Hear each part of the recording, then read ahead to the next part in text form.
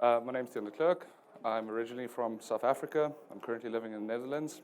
I have a background in cloud reporting. Originally, I started in BI, and that's about 7 years experience.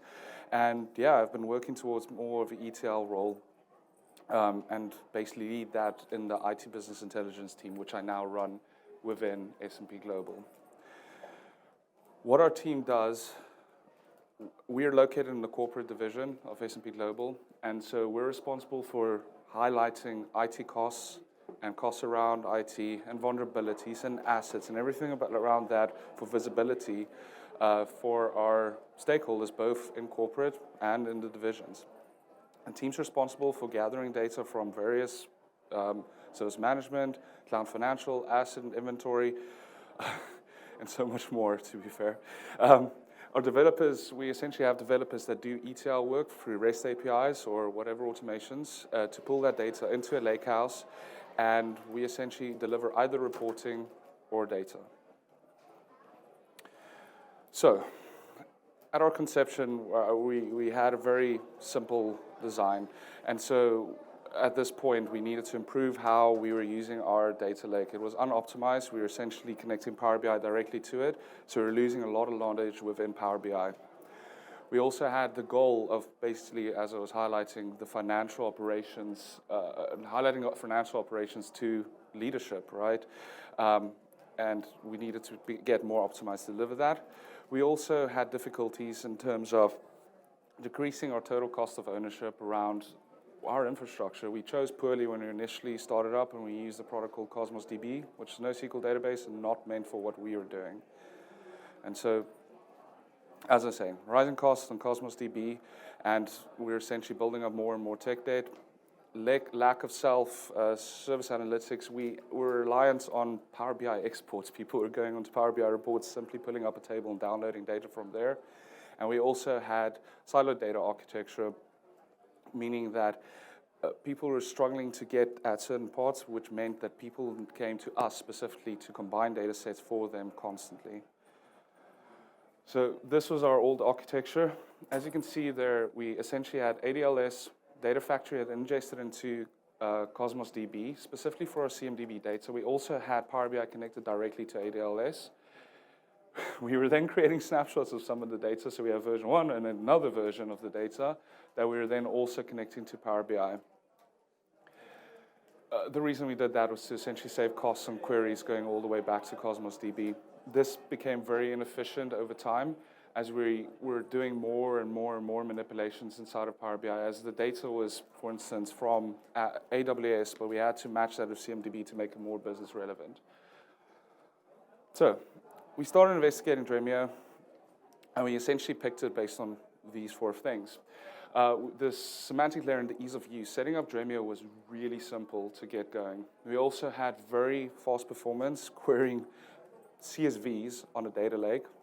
It had the ability to actually govern our data properly at this layer already, and no more data copies, so no 3 versions of data. So this is our architecture we ended up on. Later in the keynote, I'll touch on the more advanced architecture we now have, but this is what we started out on with Dremio. We essentially laid Dremio straight onto our Azure data lake and created views from there. This performed really well, and we basically directly connected Power BI to that. This meant there was only 1 copy of data, and then potentially another copy, which is essentially the reflections inside of Dremio. Which meant that we were getting faster performance inside of Power BI, and the added benefit of actually getting that data set was more usable, because now I can also ingest it into Tableau, or someone can query it directly, or we can do an export for them, or they can connect it through Excel, like ODBC connector. And so this created a single source of truth where previously we did not have that. So for us at least, this meant we reduced our Azure cost based on poor architecture choices by about 50% by getting rid of Cosmos DB. We had direct access to our Azure data lake, which unlocked so much. So instead of someone having to spin up a Power BI report, connect to the data, do manipulations there to answer a question, we could query our data live inside of the data lake.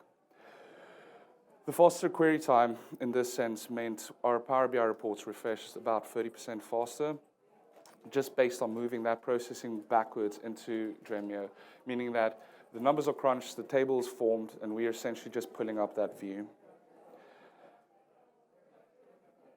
So what is next for us? So our goal is to centralize as much of this IT data as possible, so we have a single platform that can answer everyone's questions. The idea of the advent of all these Gen AI applications and so on is so that we can essentially have a place where the Gen AI or LLM model can ask its questions. We also have the ability to route queries, right, based on the engines. And this gave us the ability to also allocate costs to divisions if required. So therefore, if we have certain sets that we're delivering to particular divisions and we needed a way to cross-charge, this would enable us to do that as the costs were bucketed based on the engines they were using.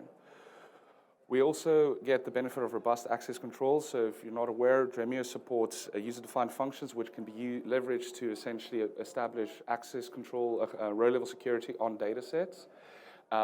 As well as the ability to actually get access control implemented through AD or Okta. So the access controls then offloaded from my team, so no one has to permission it, and onto AD, and so we can have different approvers for different data sets.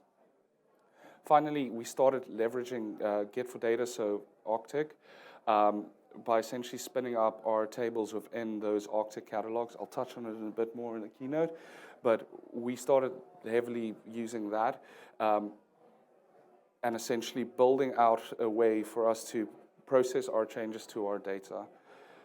Now, I blazed through my slides because I was hoping this would be more of a discussion, so thank you for that.